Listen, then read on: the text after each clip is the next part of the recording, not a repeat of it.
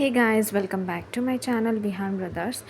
ఈరోజు నేను మీకు ఒక మంచి హెల్తీ రెసిపీ అయితే చెప్తాను.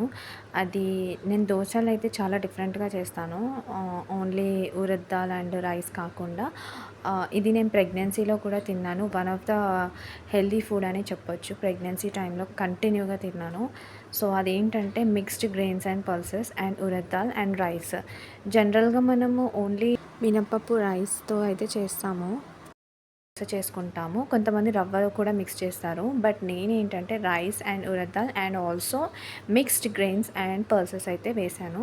అది చాలా హెల్దీ. ప్రెగ్నెన్సీ టైంలో తిన్నాను కాబట్టి చాలా యూస్ఫుల్ అయిందని చెప్పొచ్చు వెయిట్ గెయిన్ అవ్వడానికి. సో అండ్ ఇది వచ్చేసి పిల్లలకు కూడా పెట్టండి.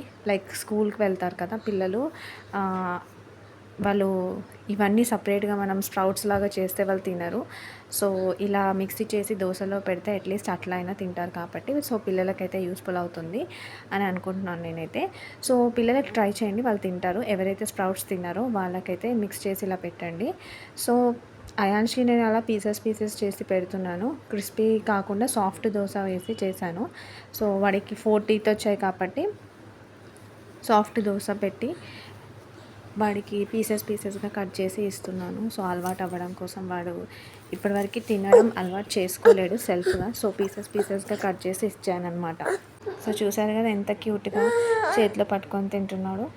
సో సో క్రిస్పీ దోశ అయితే మేము చేసుకున్నాం కాబట్టి ఆయనకి ట్రై చేశాను బేసన్తో పెట్టి అలవాటు చేయడం. సో బేసన్తో కూడా తిన్నాడు అనమాట. సో ఎక్కువగా స్పైసీ కాకుండా పిల్లలకి స్లోగా అలవాటు చేయండి, మనం తినే ఫుడ్ కూడా.